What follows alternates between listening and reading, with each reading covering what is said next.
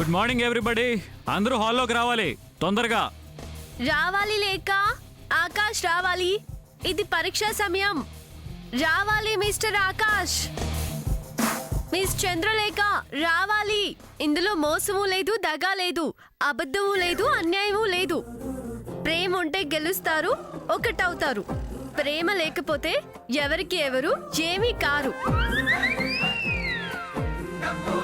ఎవరికి వారే యమున తీరు. మోసం లేదు, దగా లేదు, అబద్ధం లేదు, అన్యాయం లేదు. It's a pure love test. Love investigation లో మొదటి పరీక్ష.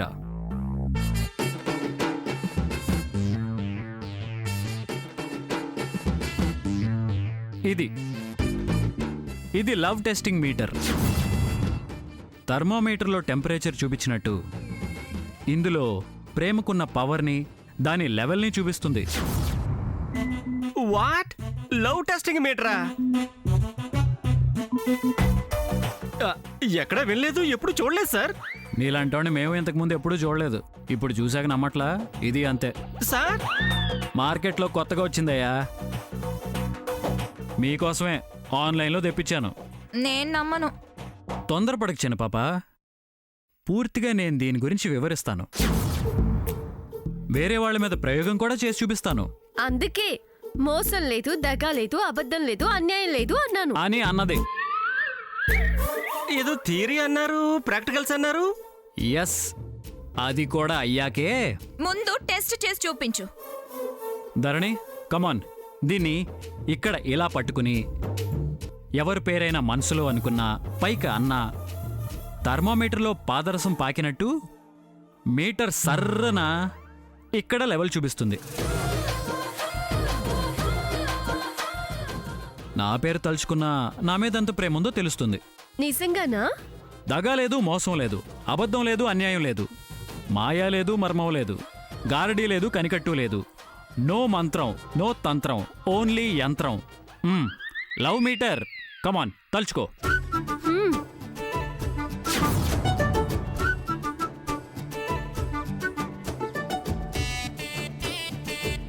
తర్వాత అలా ఇలా అని కామెంట్ చేయొద్దు. No comments. అగ్రిమెంట్స్ కి అంగీకరించటమే. ఇదే తెలుస్తుంది ఎవరికి ఎవరి మీద ఎంత ప్రేమ ఉందో. కమాన్.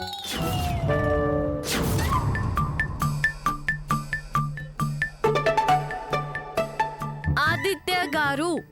Right right.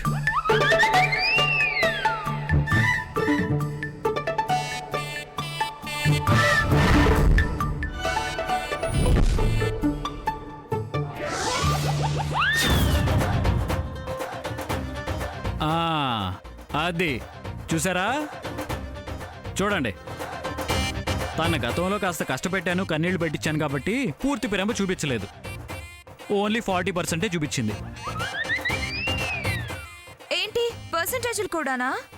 అదే కదా ఎంత ప్రేమో చెప్పేది.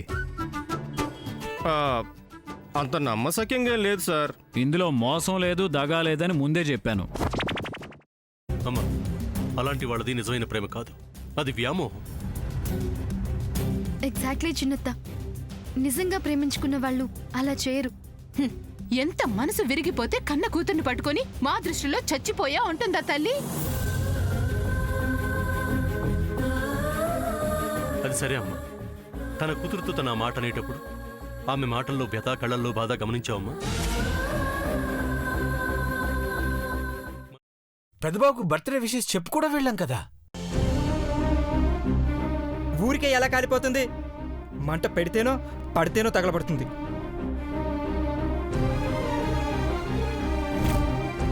కరెక్ట్ చిన్నబాబు, నీకొచ్చినట్టే నాకు డౌట్ వచ్చింది. పార్వతే షర్టును తగలబెట్టిందనుకుంటా.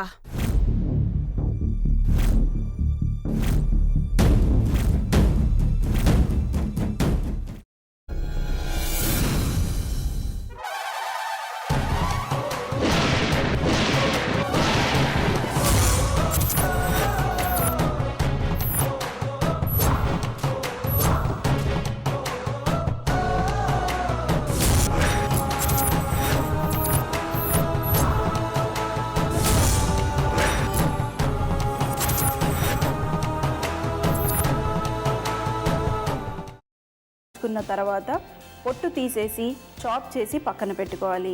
ఒక ప్యాన్లో కొద్దిగా నూనె వేడి చేసి అందులో ఆవాలు, మినప్పప్పు, శనగపప్పు, కరివేపాకు, సన్నగా తరిగి పెట్టుకున్న ఉల్లిపాయలు వేసుకుని 1 నిమిషం పాటు వేయించుకోవాలి. ఆ తర్వాత కాల్చి కట్ చేసి పెట్టుకున్న వంకాయని కూడా అందులో వేసుకుని బాగా మిక్స్ చేసి బౌల్లోకి ట్రాన్స్ఫర్ చేసుకుని అందులో తగినంత చిక్కటి పెరుగు లేదా పల్చటి పెరుగు వేసుకుని మిక్స్ చేసి అన్నంతో కానివ్వండి, చపాతీతో కానివ్వండి సర్వ్ చేసినా చాలా బాగుంటుంది.